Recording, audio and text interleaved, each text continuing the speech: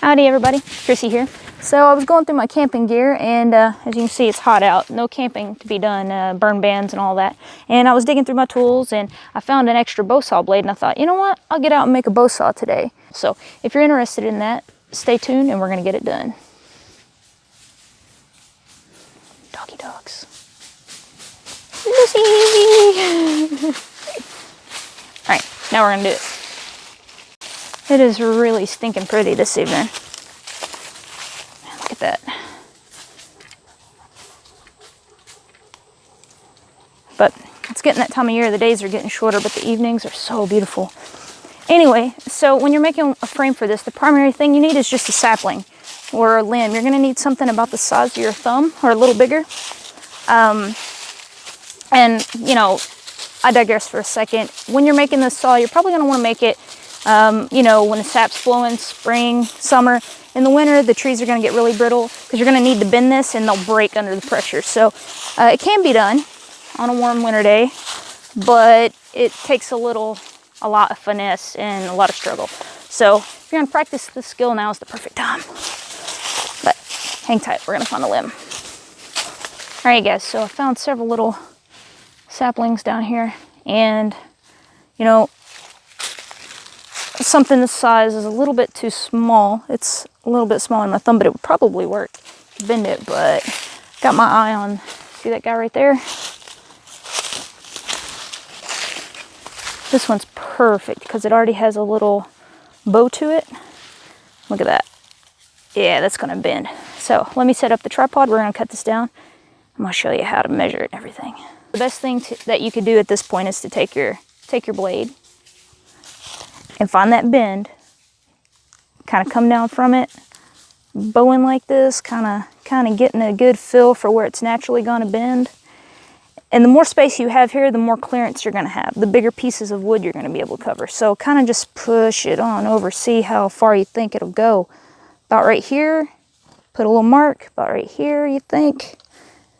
Yes, and then what I do is I come down about that far, about a Post-it note's size in on both sides to give myself a little room to work with.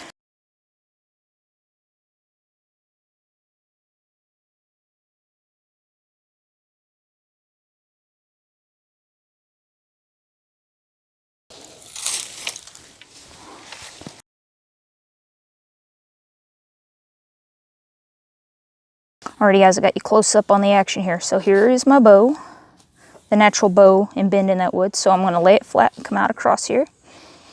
And I'm going to put a split in this way. So right down through here. So roll it back up and split right here. Keep it in mind that my bow is going to, or my bend is right here.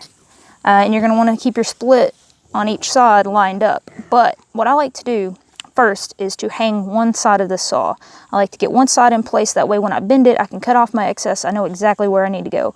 But before we get started on that, the best thing for you to do right here is to take some cord, any kind of cord you got. You can make some cordage if you want to do it really rustic, or some bank line or something, and do a little lashing here. Now you can just wrap around all willy-nilly and tie you a knot, as long as you got a little, you know, a little width there to keep it. The purpose of that is to keep it from splitting out.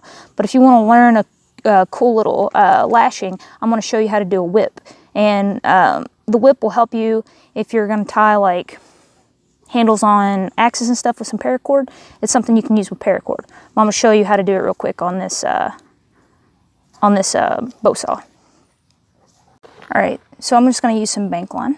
And when tying a whip, you're going to want to make sure you get yourself, you know, I've cut about 20 inches because I'm using this little bank line and I want to really stack it up here to keep it from splitting out. But with paracord, you know, it doesn't take so much. But anyway, with the whip, what you're going to want to do, make you a little loop like that. And make it, see, I want my lashings to be about, at least about that much. So give yourself a little bit of working room on each end. Okay, and what you're going to do, go on buddy, go on. What you're going to want to do is start right here, start wrapping it around. like so. Stacking one loop on top of the other. Actually, I want to move this down a little bit. Start a little far out. No biggie. Just pull your tag in and move her on down. Do a little scooching. All right, so yeah, just stacking.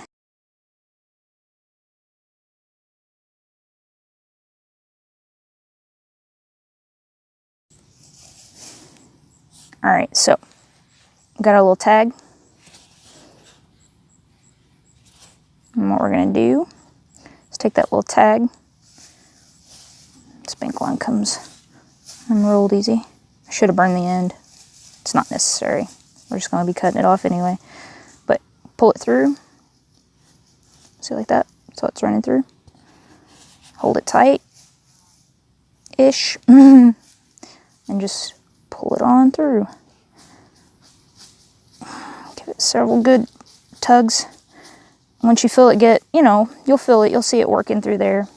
Let me see if I can clear the screen up. You'll see it working through there. Once you feel it get about right here, just give it a good tug on each end. Pull it as tight as you can.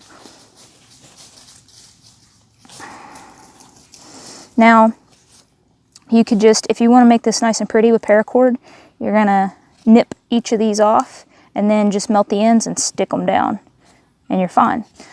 In this case, I don't care about pretty, and I don't want these to unravel, so what I'm gonna do is I'm just gonna tie it back on itself. I'm not worried about pretty, but I want to show you how to do a proper whip in case you want to whip a handle. It's always good to know. All right, I'm gonna split it right down here. And this might be a little tricky to show you on camera, but you can use a little saw. You can take your knife and baton it, but we're gonna make a split right here. Right down the middle. See if I can find something to baton this with. Let's see, I don't see a piece of wood close.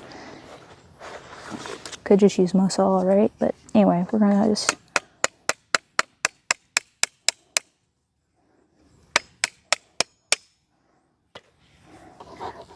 All right, so we got our little split right there. Now we're gonna hang this side. I've just put one of these little key ring loops to the end of this saw blade. This is an old blade. I might be switching my blade up. Then very carefully, probably with gloves would be a good idea. You're gonna press this in here. Let's take it to ground level here. Wiggle it, wiggle it, wiggle it, wiggle it, wiggle it, wiggle it. Just keep wiggling it back and forth until you get it bumped up against your lashings. And you've got one side of your saw hung. So we got that other end hung, as you can see, and it's kind of pointing that way. That's because there's a twist in my wood, and I accommodate for that whenever I cut this split. You just kind of got to eyeball it.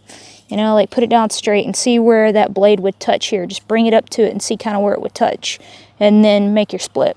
So we're about to hang this. We got our split, lashings. Here we go. Our other O-ring, or other key ring. Here we go. So put it on the ground. And slowly start applying pressure, kind of inward and down. Bring this other foot around. Using both knees if need be, whatever you gotta do. Okay, this is the moment of truth. Gotta pull it in here. Alrighty. Both sides are hung.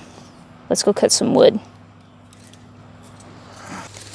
Alrighty guys, so I'm losing the light. But anyway, I want to cut a piece off here. Show you how well that works.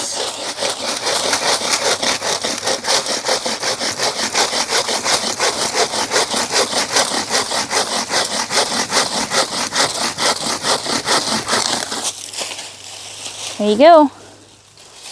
Boom.